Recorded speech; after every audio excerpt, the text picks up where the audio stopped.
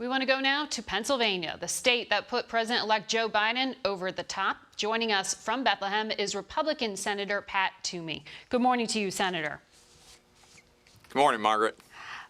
Your home state, as we just said, put Biden over the top. Is it time for President Trump to concede? 70 million Americans voted for Donald Trump, and they and the president deserve to have this process play out. Now, I understand yesterday the media projected how this is going to end, and the media projection is probably correct, but there's a reason that we actually do the count. And by the way, part of our process is to adjudicate disputes. It can include recounts. In fact, under Pennsylvania law, there's an automatic recount if the vote margin is 0.5% at the moment. Joe Biden is leading in Pennsylvania by only 0.6%. So let's let this come to its proper conclusion and in the process maximize the number of people who have confidence it was done properly. Well, Joe Biden is ahead by more than 30,000 votes. I mean, you understand at a certain point that a recount really wouldn't just change the math. Pennsylvania law has an automatic recount. We should follow the law. Now, if it comes to a lead that's outside of the automatic recount margin, then Pennsylvania law gives the losing candidate the opportunity to petition for a recount. The loser has to pay for it. And you're right that recounts very seldom change the outcomes. I understand that. But there's nothing wrong with following the process in the law. And you're not saying it's not being complied with? I've not said that. No. Okay. We're not finished yet. That's all. That's all I'm saying. All right. We have to take a commercial break, but I want to continue this conversation on the other side of it. So please stay with us, Senator, and we'll be back with our next half hour.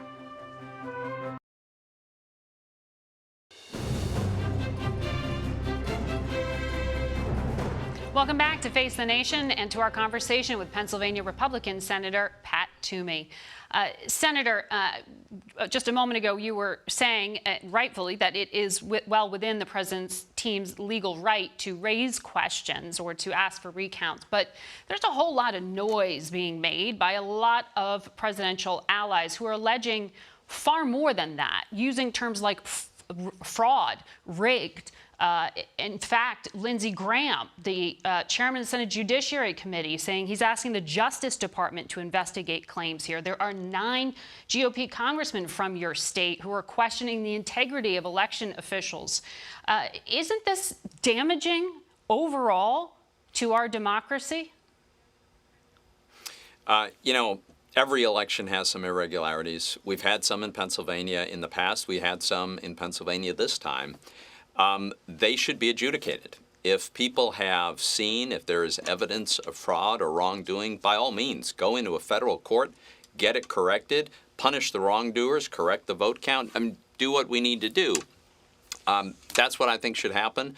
Apparently, there are going to be a lot of lawsuits tomorrow. We'll see the evidence. We'll see what the allegations are. I have confidence in our federal judiciary to make the right decisions about them, and then we'll be able to wrap this up and move on. So to be clear, you have seen none of the evidence that the president's lawyers say they have about your state.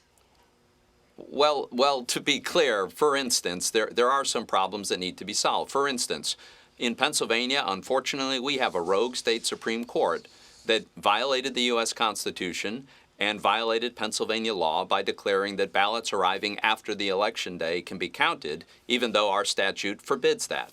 So that needs to be adjudicated. Those ballots should not be counted. Now, I don't think those are enough. Those ballots have been segregated, and CBS News has learned about 8,500 of them. Okay. So I think the number is probably not big enough to determine the outcome of the election, but observers in Philadelphia, anyway, have not been able to get close enough to understand how that segregation has occurred. This is the kind of thing that should just be clarified. As I say, I don't think it's going to be nearly a large enough scale to change the outcome of the election, but it's understandable that people would want that corrected. And we should, for a variety of reasons, not the least of which is future elections.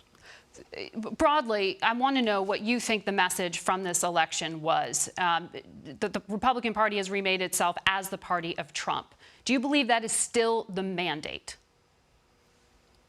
Well, I will tell you, unambiguously, this was a rejection of the radicalism that has increasingly been the driving force in the Democratic Party.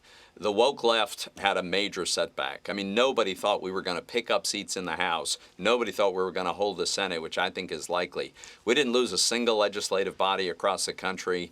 But the president also didn't take Pennsylvania, in your our state state. House and Senate.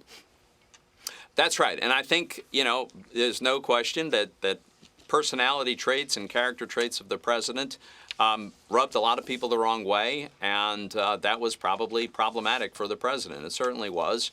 But the outcomes, this administration has been remarkably successful with economic outcomes, with foreign policy. So I think the policies have been accepted, and the broad Republican victories down ballot suggest that. All right. Senator Toomey, thank you for your insights today.